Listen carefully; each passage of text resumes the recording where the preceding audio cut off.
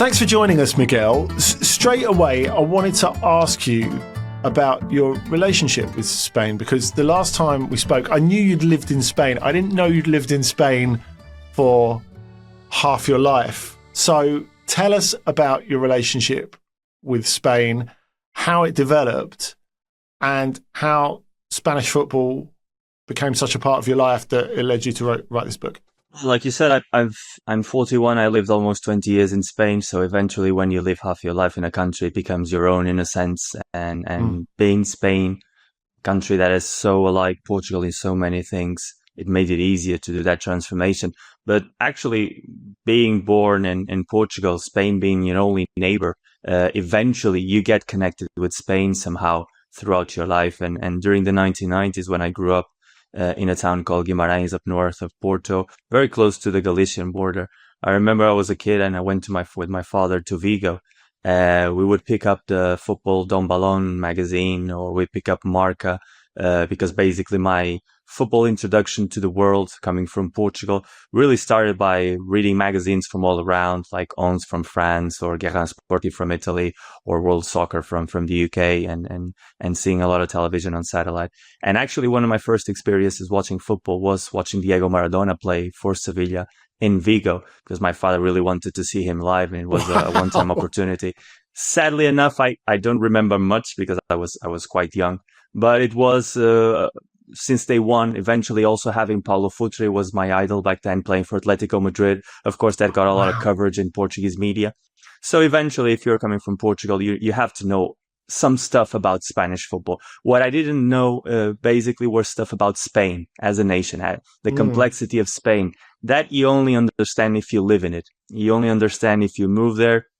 And depending where you move to, you see different sides of Spain. If you're going to Barcelona, of course, you're going to get that narrative of Catalonia. And of course, you're going to feel that part of your own. Equally, if you go to the Basque country, to Bilbao or to San Sebastian. If you go to places like Madrid, like I did, well, eventually you get a different perspective. And throughout the years, by knowing people from all around the nation, by traveling all around the nation, I could understand all points of views and understood how that impacted football so much. Because probably when you look at football in Europe, you see that there are usual traits that are common to different nations. If you think German football, you think 3 or 4 things that are common to everyone, independently if you're from Dortmund, if you're from Munich or from Berlin. Even in Italy, despite all the differences between North and South, there are some similarities tactically, mentally.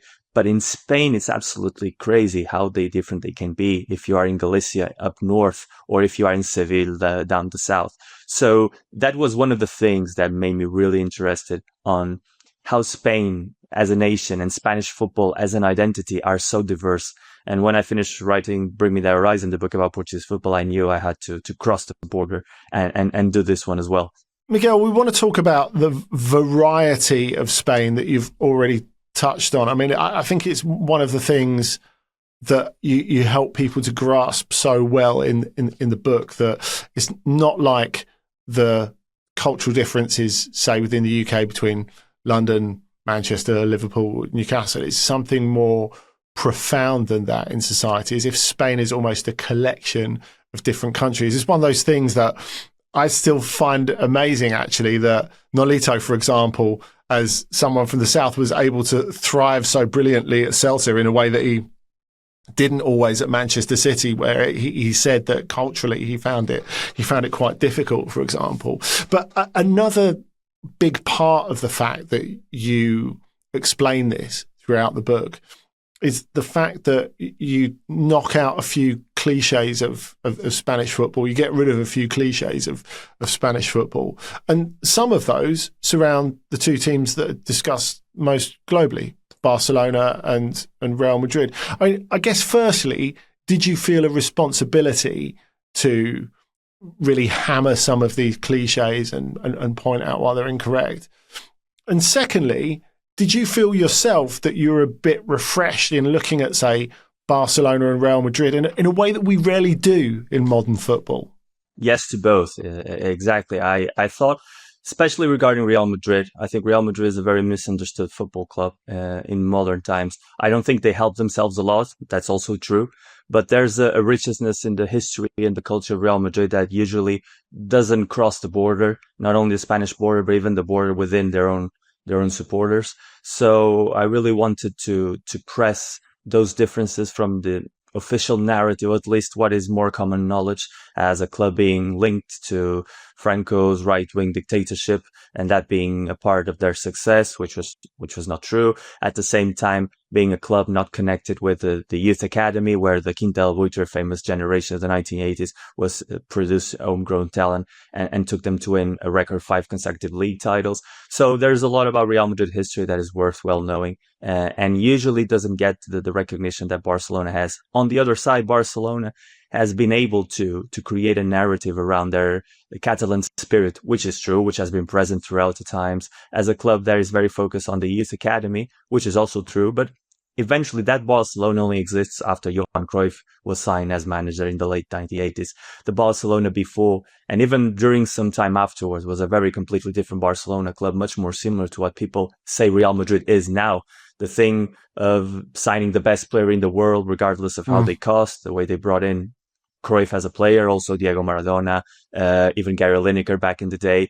It's a kind of transfer market attitude that we now link with Real Madrid bringing the Galacticos in, but Barcelona was doing that before. Even when Real Madrid signed Di Stefano, which was a very popular case of being a club supported by the regime, people usually forget that they signed Kubala, which was a player at least as good as Di Stefano 4 years before, also with the help of that same regime, because they were using it politically to attack the communist countries of the Eastern Bloc. So there is a lot of those stories that people usually don't talk about that put a different mindset to what those both institutions are. They are equally great. Probably many of the traits that we speak about them today are true, but there are a lot of grays in it, and probably usually the grays are being wiped out, especially in this area of truth or lies being distortion all the time by social media, different narratives coming from different directions.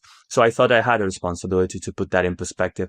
And at the same time, by traveling throughout the history of both clubs, I found out things that I didn't know at the time, things that were very interesting. And I also wanted to share, like the connection Barcelona had with the anarchist regime in Catalonia in the 1920s, or the importance that Real Madrid had during the Republic years of the Spanish Civil War, and the support they gave to the Republic, having a president that was killed by Franco's death squad. So those stories are usually out of the picture when you speak about Barcelona, when you speak about Real Madrid. And I really wanted to put that in the book to just not tell the same stories all over again. Of course, we know that Real Madrid had some of the best teams in the history of the game. We know that Barcelona also had some of the best teams in the game.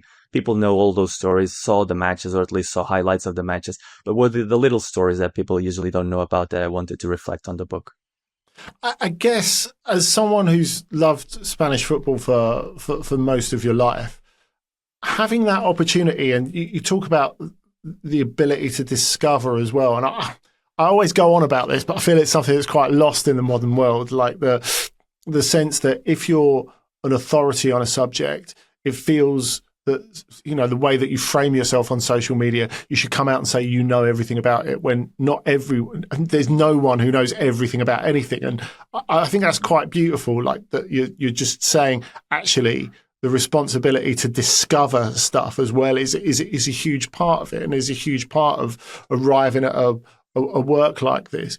But when you have the ability to just as well refresh your memory over some of those moments and some of those spells of history in Spanish football, when you've finished the book and you look back on the bits that you've done about Barcelona and Real Madrid, how amazing is it to you how much those two clubs have changed in the last 25 years? Because if we go back to the turn of the century, Real Madrid have just started winning Champions Leagues again, and Florentino Perez authors the Galactico era remarkably off the back of dethroning a president who just won the Champions League. And that's changed their image a lot in the last 25 years. And also Barcelona, who were a failing club post-Cruyff, and they're in dreadful financial trouble if we go back actually less than 25 years ago. And now what you were talking about before, about them being as a symbol of Catalonia, it's almost lost, isn't it? Because they have such a global importance. There are millions of fans around the world who love Barcelona, who want to associate themselves with Barcelona, who don't actually understand the political part of the club at all. So how do you view, I guess, 21st century Barcelona and Real Madrid? It's very strange because we both have been lived before and after the digital revolution in the world. So the world was very different back in the analog days. And we that have been there in the 80s and in the 90s know that institutions in football were very different to what they are today, not only in Spain, but around Europe as well. And the 21st century with the globalization just changed the rules of the game.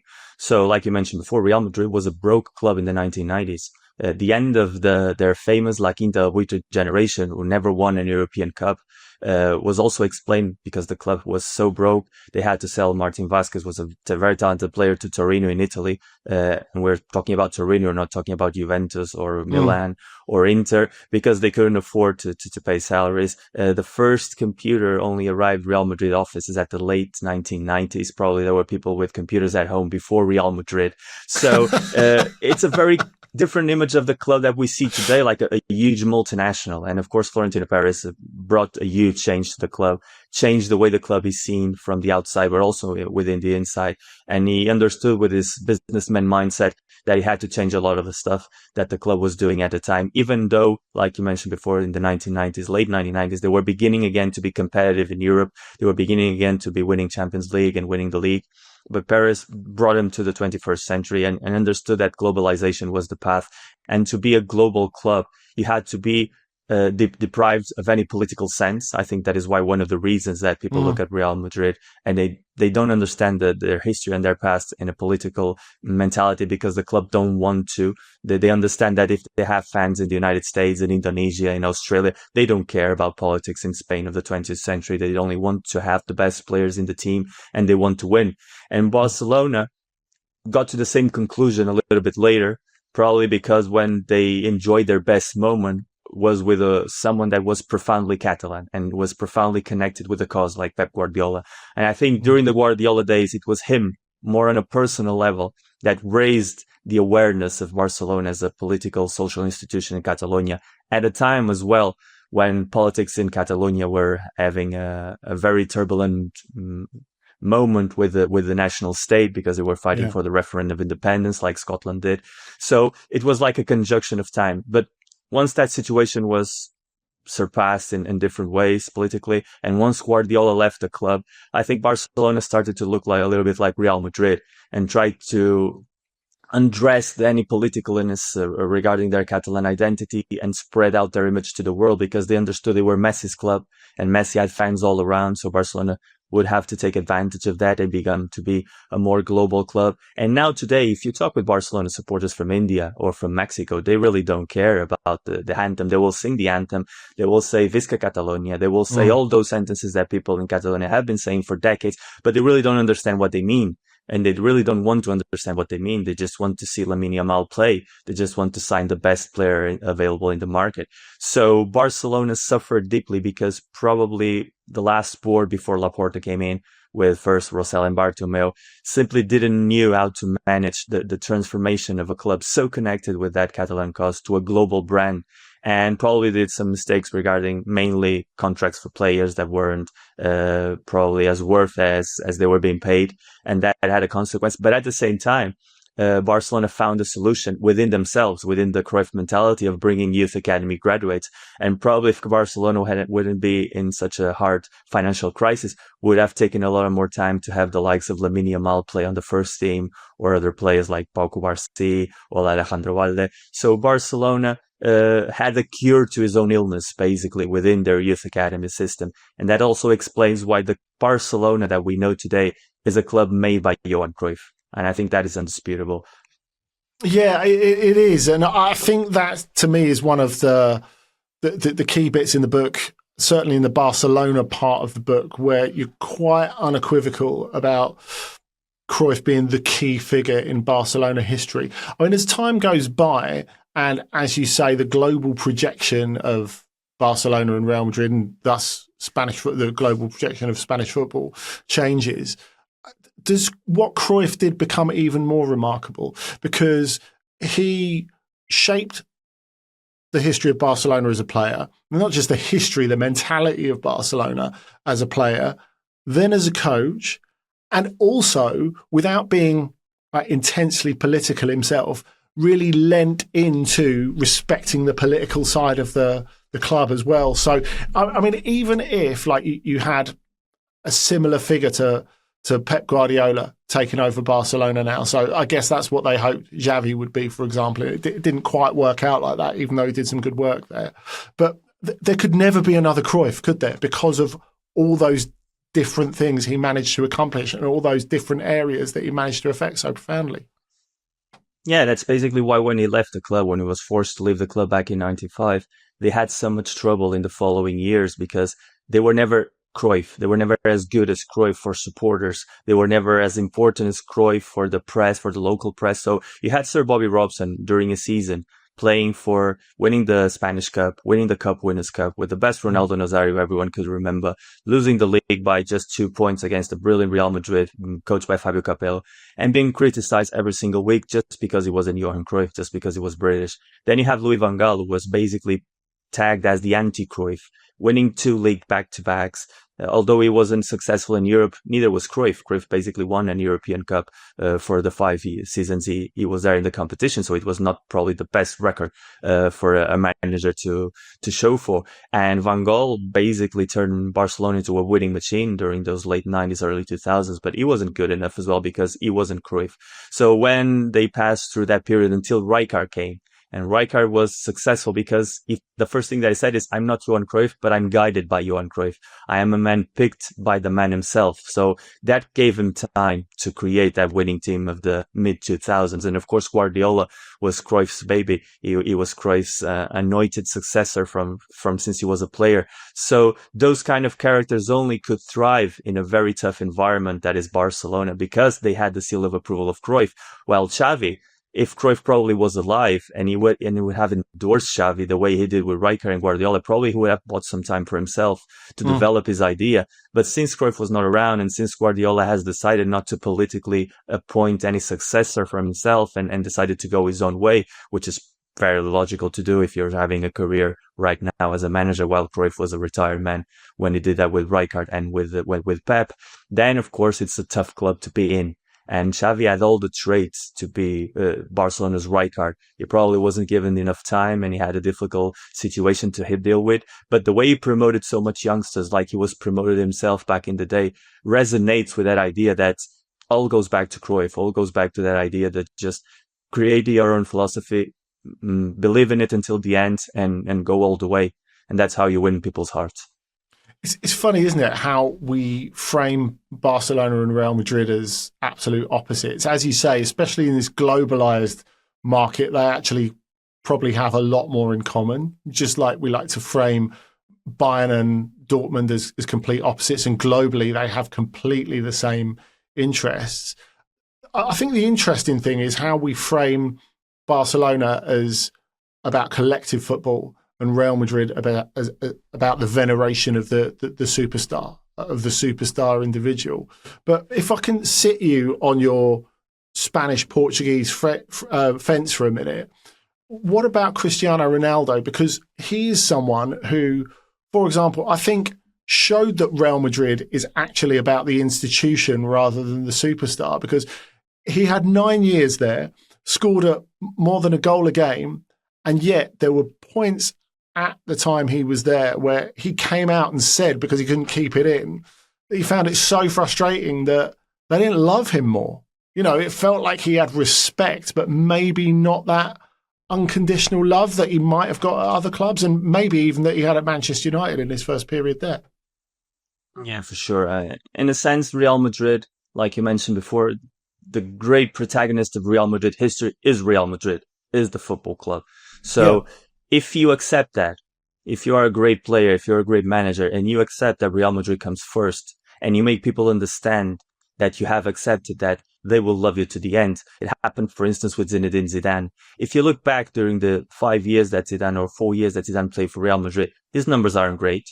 He had a very good first season, but then he just went from good to medium average until the time is retired. So it's very hard to do a 11 history of Real Madrid and not put Zidane, but also to put Zidane, because if you think footballing wise, probably should be there. But the image that it created as a symbol of a generation was because people really love him, because he understood the importance of the football club. And that's why his role as a manager was also as successful, because as a manager, he also said that the club came first, always.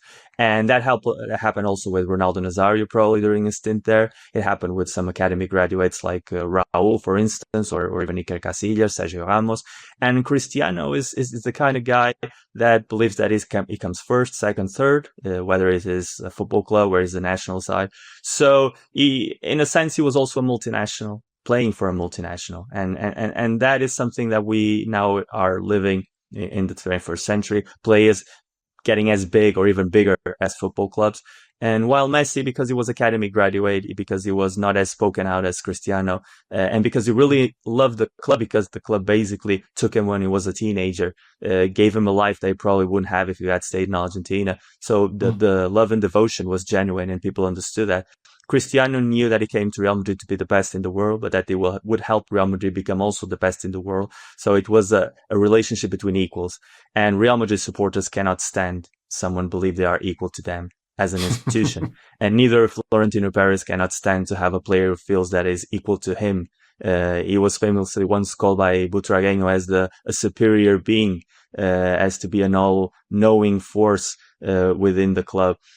So, of course, Cristiano, despite all the huge accolades that he won and the numbers which are stratospheric and probably will never be equal in history, will have a different role within Madridistas' hearts than, say, for instance, the same Butragueño, who was a player that won 5 leagues in the 1980s, but not much more. But he was a local guy, a very obedient one, who really understood what the club was all about, now works at the club as vice president, or even, as we mentioned before, the role of Zidane. Even Ancelotti, a guy that wasn't from Madrid, who came to Real Madrid only as a manager, quickly understood that he had to have a low profile. Whether if you think Jose Mourinho was the coaching version of Cristiano, saying, I'm the superstar here, not the club. The club is lucky to have me, not the way around. And those kind of profiles don't fit with Real Madrid. The same way they didn't fit with Barcelona back in the day, because pre-Cruyff, you had the Maradonas believing they were bigger than Barcelona. You had even Johan Cruyff as a player believing he was bigger than Barcelona. And only when Cruyff created a template that others follow, and all the players that came after Cruyff who believed they were bigger than Barcelona had very unsuccessful stints. Think of Romario, for instance. He was brilliant, but at the same time, he really never connected with the supporters, because everyone knew that Romario thought only about himself. Think of Zlatan Ibrahimovic, for instance, a guy who also believed that he was bigger than the team and the football club. So those football clubs have that trait. They do believe they are the most important thing in the world, both Barcelona and Real Madrid. For their supporters, they undoubtedly are. And if you go there and you accept that reality, fine, you'll be loved, you'll be adored if you perform. But if you don't, regardless of what you do, regardless of what you provide, you always be a side note in the club's history, bigger or smaller, depending on the contribution that you made. But you're not being the front cover, because eventually there are people who are more well worth for the supporters' hearts than you are. Talking of front covers, if you go to the front cover of Passion, the book, not only do you have Messi, Ronaldo, Guardiola. At the moment, I'm looking at David Villa in his Valencia strip, Joaquin in the green and white of Betis, holding the Copa del Rey. Of course, the flag of Atletico Madrid. We've got Lamine Yamal and Nico Williams there together in the red of Spain. So the book doesn't just concentrate, or hardly concentrates, I guess, compared to what a lot of people would imagine their importance on Barcelona and Real Madrid. It's a full lap of all of Spanish football. And I guess I wanted to concentrate a little bit on the teams that have made people think a little bit differently about Spanish football. People outside of Spain think a little bit differently about Spanish football. Now, you do a lot on Sevilla and Villarreal. How important have they been to, I guess, diversifying the opinion of followers of Spanish football outside of Spain? Well, their success on the pitch, and also the way they have conducted themselves throughout this past, I would say, 20 to 25 years, have helped to understand that there are different layers in Spanish football. Of course, as we mentioned before, Barcelona and Real Madrid are bigger than Spanish football as a whole, in a sense. They are multinationals. They are clubs supported all around. They belong to that super elite. If there wasn't Spanish football, they would survive anyway. They would find a way to survive. Probably that's one of the fears regarding the Super League, that it can happen eventually, that those clubs simply go having their own existence and forget from where they come from. But then you have different clubs in Spain in different areas that represent different layers of Spanish football. The case of Real is very easy to understand how Spanish football can be also a country where people do manage their football club wisely and do the things right. It was a club that played in the lower leagues until the 1980s. A very small town, just 55,000 inhabitants, almost the size of the stadium now, and isn't even the biggest town in the region. Castellón sits 10 kilometers north, is even bigger. So they were bought by a famous businessman in Spain in the 1990s, where they had just been promoted for the first time to the second division. And he decided to do what we today call moneyball politics, but back in the day was just sound management. He decided to pick up that football club and use as a tool to not only connect these companies and to improve their image as a marketing tool, but also to raise the profile on the region he was from. And Villarreal simply started to do things very good by signing players in South American market, which was really untested at the time, the late 90s, early 2000s. That's why they got players like Juan Román Riquelme or Martin Palermo, when they brought in also Diego Forlan from Man United. Also to have a very keen eye on youth academy. Back in the day, Spain was starting their own revolution towards youth football, but they weren't as successful as they are today. They were one of the pioneers that really understood how important it was to develop talent from a very tender age, to get them to rotate to the first team, because they would be cheaper, and also the rentability when they were sold would be much higher. And then they had one thing that usually football doesn't have, which is patience. It was a football club that really understood that they should be a policy not conducted only by results, but by ideas. And even they were relegated a couple of times during that stint, but they came back immediately after because they had all the bases and they had all the setups done right. And the reward they got was winning that Europa League against Man United, an epic final with the penalty shootout, probably the longest penalty shootout in the history of European finals. And it was a worthy reward for a club that didn't punch above their weight, didn't try to sign special players because they thought it was needed to upraise their profile. They believed their idea was right. And Sevilla represents a little bit of that as well. When they hired Monchi, who was a former goalkeeper of theirs, they were in a very bad situation. They had been playing second division. There was a club that had spent loads of money in the 1990s, signing the likes of Maradona, Davor Suker, Diego Simeone, high-profile players that didn't really work out in the club, because if they were signed, but at the same time, there wasn't a good sound culture within the club, eventually results wouldn't appear. So they were relegated, things were turned real bad, and they started to sell very early youth prospects like Jose Antonio Reyes, who sadly passed away a few years ago, to Arsenal, then Sergio Ramos to Real Madrid. And when they signed Monchi as a football director, they understood the importance of locating the market, interesting players that went under the radar of other clubs like themselves. And that's why they brought several high-profile players throughout the years at a very low price. And they understood that playing the Champions League was too much for them, probably, but playing the UEFA Cup or the Europa League was just the environment they need to thrive. And that's what have they done. They have won 7 UEFA Europa League competitions over the last 25 years, which is absolutely bonkers to have a club that until the 2000s haven't won absolutely anything for so long, and suddenly become the Real Madrid of the Europa League, basically. It's a very interesting story. And at the same time, in a city which is probably the only city in Spain where support goes 50-50. If you go to Madrid, of course you have Atletico Madrid as a huge profile in the city, but probably I would say it's like a 60-40, 70-30. In Barcelona, of course, 95% are Barcelona supporters and only 5 to 10% are Espanols. But if you go to Seville, you know that you can be either Betis or you can be either you can be either Seville, and it could go either way. Even inside the same families have brothers that support one club and brothers that support the other. And that's an example that happens in Spain only there. And to thrive as much as they did in a city where they only can boast half of the supporters, it's a very, very interesting story to tell.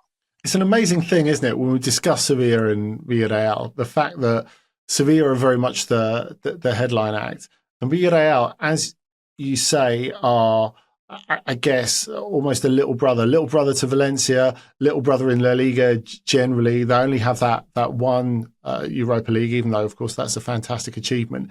If we look at today where Villarreal are now and Sevilla are now, I guess Sevilla could be the cautionary tale and Villarreal could be, as you said, just that really like fable about how you should just not stay in your lane as much, but realise what you are all the time. It feels as if Sevilla have completely lost track of what made them so successful in the first place. And Villarreal, by doing that typical thing that football coaches and football players always say about never too high, never too low, they've kept themselves in stability. So they've managed to ride out the odd relegation, the odd fallow year where it's not gone really well for them. And here they are in the Champions League and continuing to thrive.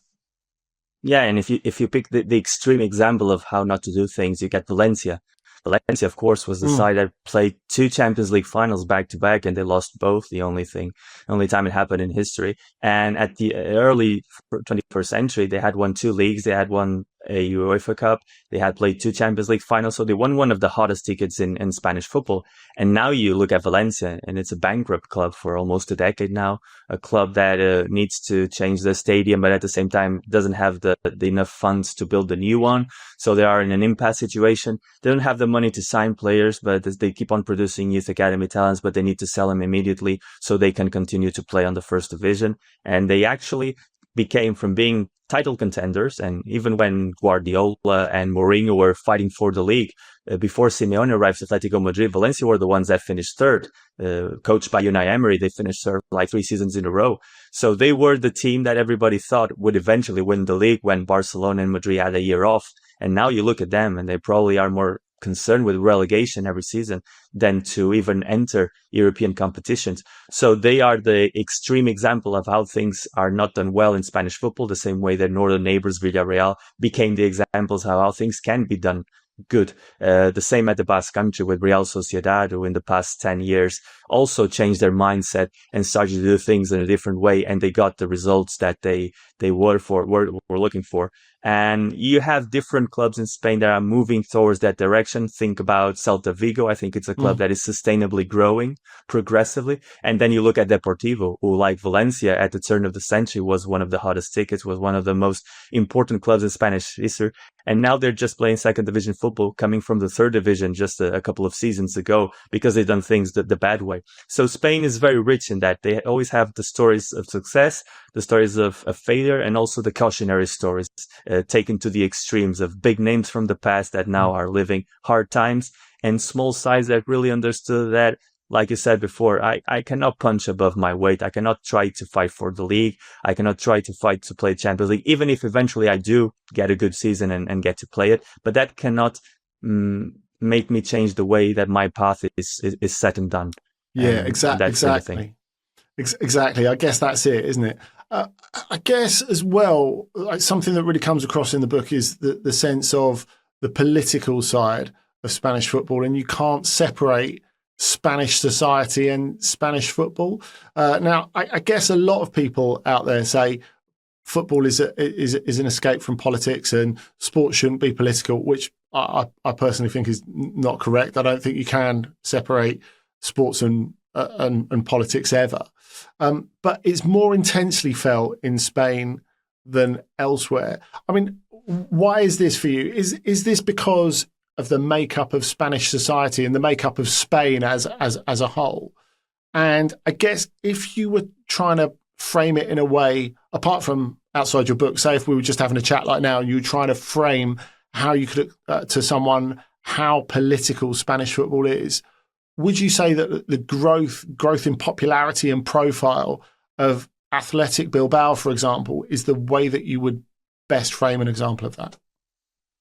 Yeah, it could be an example. And if you look at from a scale from 0 to 10, how political Spanish football is, it's 10. It's 10 because Spain is probably, I usually say that Spain is a nation of nations. It would probably work best as a country if they were a federation, because they are really, really different, historically different, socially different, culturally different. And of course, at the same time, they have been developed as a country, as a very centralized country. So there are two forces colliding permanently. And I think sports is a catalyst, is used by people to just transfer their emotions on a peaceful way. Of course, we're talking about a country that had a huge civil war just before the World War II, probably the biggest civil war in Europe in the 20th century, with so many people died. But they had huge civil wars back in the past as well, because they were a nation used to fight within themselves. And football became the peaceful way of doing it, I think, and the way people would raise the banner of their region. They use football as an escape to that, to be political, but at the same time to do it in a peaceful manner. And probably if you look in the past in Europe, only probably Yugoslavia, when they existed, were as political and as tense as Spain. And that is saying a lot, because the Balkans, as we all know, has been always a very tense region. And Spain, for the fact they are in the European Union, they're in the Western Europe, people usually think they are a country more peaceful regarding their politics within inside. But if you live in Spain, you really understand those differences.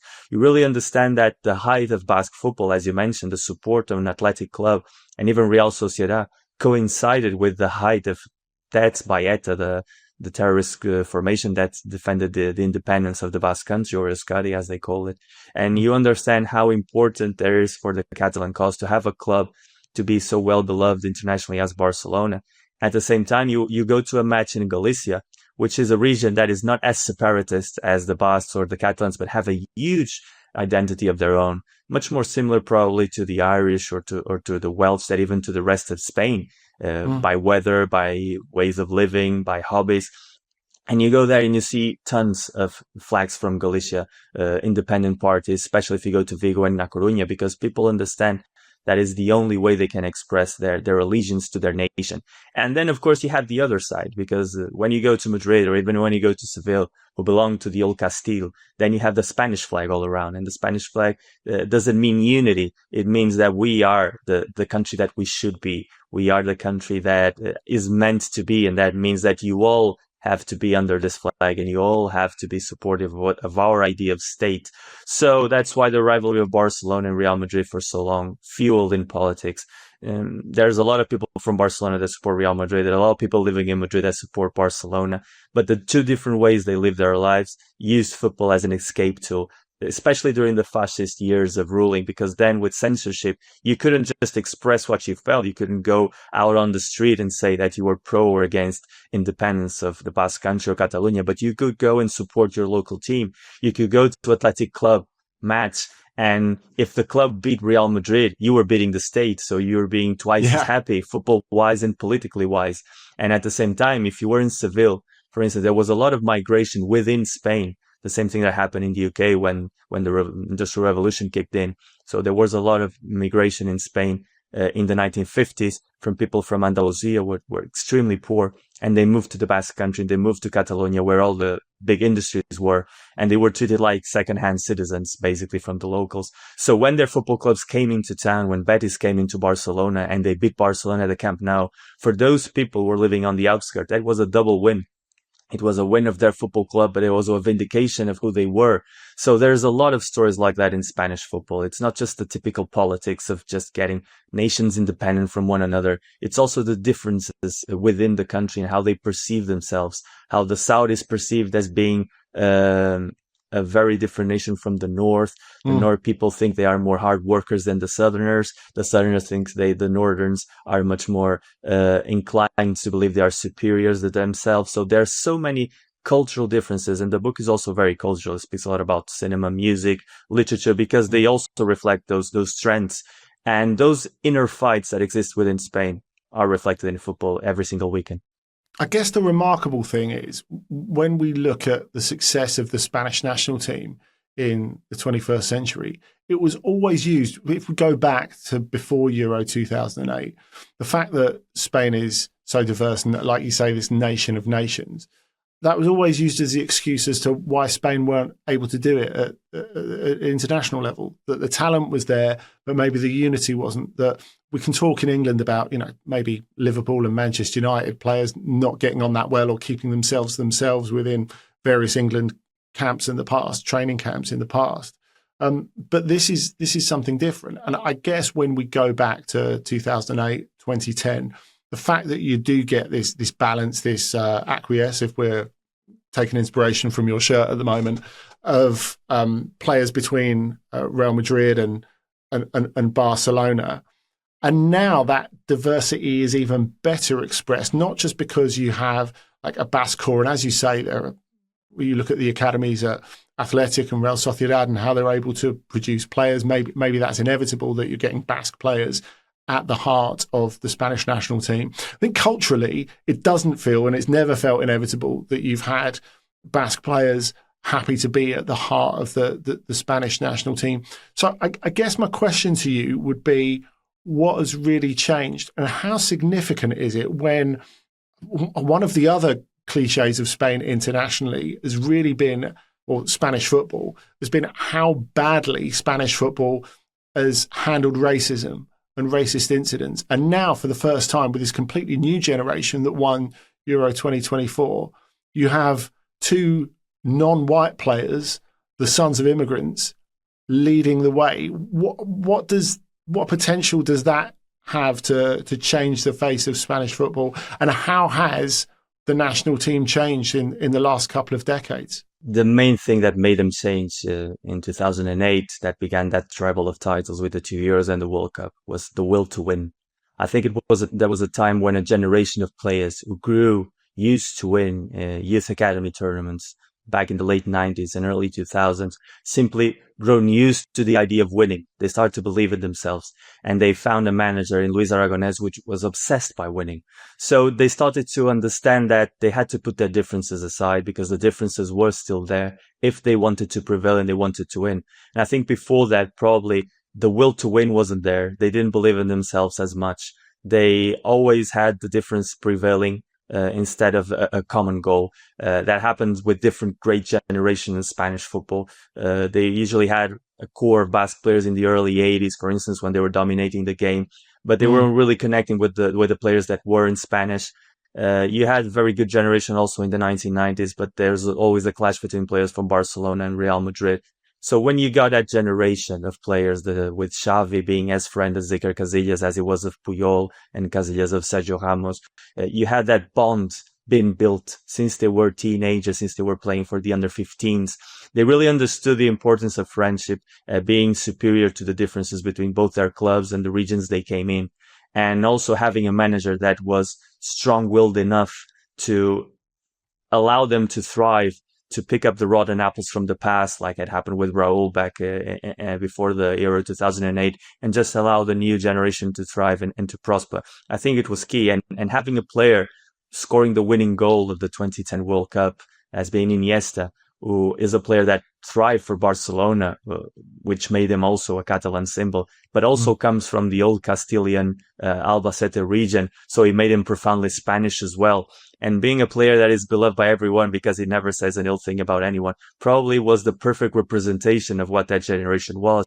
Because in a sense, even if we look at Italy, which is a country that is very divided between North and South, I remember the famous episode when Maradona tried to have the people from Napoli supporting Argentina in that historical semi-final in the Italy 90. And they were saying, they were having banners saying, sorry, Maradona, but we are Italians. Even they believe they were Italians more than some Spanish do believe they are Spanish, because most people in Catalonia or in the Basque country or even in Galicia don't believe they are as Spanish are the people that live in Andalusia or in Valencia or in Madrid. But those generation of players just put those questions aside and really wanted to turn their quality into winning side. What happens now is different, because now we have that other element that you mentioned. Spain, of course, is a very racist country. I think it's a problem with every single European nation. We are all racist in a sense that we've been controlling the world for so many centuries that we came to believe that we are superior to everyone that is around us. So it happens in Portugal, in Spain, in Italy, in the UK, in the Scandinavian countries. It's a sad trait that we need to work on. But Spain, of course, is a country that had an empire so big until the late 19th century. So they are also very profoundly racist. And having two kids like Lamine and like Nico being the banners of this new generation, alongside protagonists that weren't expected to be, like Zubimendi from the Basque regions, Rodri that comes from Madrid, also players that come from Catalonia. So many different stories. They also found in the power of friendship, the power of connection, a way to put aside their differences. And I think that's one of the greatest conquests of Spanish democratic transition. It was a change of regime when Franco died that meant that a country that was so used to fight one another really started to learn to speak with one another politically. And that culture that began in the 1980s didn't have an impact immediately, so you couldn't have the results in the 1990s, but already in the 2000s you had that ability to people to be able to talk. And of course we're now living in a world where far right movements and fascist and racist movements are on the highs basically everywhere. So it's very curious that football has allowed themselves to create a safe space when people that comes from different minorities or people that was born in Spain but whose fathers weren't are now showing that they are also as Spanish as the one that were born there for 2, 3, 4, 5, whatever generations. And it's a good flag to bear in those days. And I think probably usually people used to say that people regarding political parties from the extreme right weren't as happy to celebrate these heroes as they were before, because the generation that won the treble of titles were all whites and were all players born in Spain. And now you had Nico scoring the decisive goal in the final, or Lamine doing their goal in the match against France. But at the same time, it's also a way to understand that Spain is evolving as a nation. They are finally learn to understand that they are like 8 to 10,000 migrants living in a country of 50,000. And they also represent a side of Spain that needs to be talked about and put on the front page. And football, as it always has done, has been the perfect showcase to bring those issues into the limelight and to give them the right media exposure to understand that they are representatives of different histories. Nico representative of those who have come from Africa, like his father and his mother, to search for a better life, and Lamine representing the outskirts living of sons of migrants or grandsons of migrants that have found in Spain the only way to have a decent life outside of extreme poverty. So football is also, apart from making people understand there are different parts of Spain that can talk with themselves, also understand there are new Spain rising in a more diverse and open Spain that some are embracing and some are detesting. Finally, Miguel, we can tell from the book, and I'm sure people will want to read it, what a close relationship you have with Spain and Spanish football, and you're quite clear and open about that. You've recently moved back. What did you miss most about Spanish football while you were away, and what are you looking forward to most about reacquainting yourself with in Spanish football over the next couple of years? I would say probably the passion of supporters. I think they are extremely passionate, not only passionate during the 90 minutes, they are passionate 24/7. I think that is a beautiful trait. If you go to different places, people love the game. Sometimes they just love the game for time the game spans. Sometimes they talk about the game throughout the week, but Spanish people really talk about the game all the time. If you go to work, then you just make new friends by speaking about football. If you go everywhere, it's an icebreaker everywhere. If you travel around the country, then you get to see the different ways that people live and enjoy their football club. And that is something that probably Portugal doesn't have, what was the past 2 or 3 years. They are much more focused on the match itself. They're much more focused on the winning mentality of supporting the big three. Whether in Spain you have those regional traits that you learn to enjoy. And also probably the press, because the Spanish press is a very strange case of bipolarity. Because from the one side, they are extreme. They're extreme at every single level. They have been so for the past decades, both on radio, television shows, even the written press. It's a country where you have 4 daily newspapers devoted to football. They are among the 10 best sellers newspapers in the land. You have all the late night shows having the best ratings. So people are really obsessed in hearing and reading what people have to say about their teams. But at the same time, there's also a new press in Spain rising, more focus on analyzing the game tactically. And they have a huge school of managers that have been brought already under this new generation of analysts who have learned to understand the game on the tactical level, which is better than probably most in Europe. And at the same time, we have different publications, magazines, webs, where they have been found a way to tell stories, which is probably the thing that I like to do the most. I usually say that I'm more than a writer, I'm a storyteller. And they have been able to create that content. And enjoying that, being there 24/7 makes me be more inside of that experience. And it was something I was eager to come back to.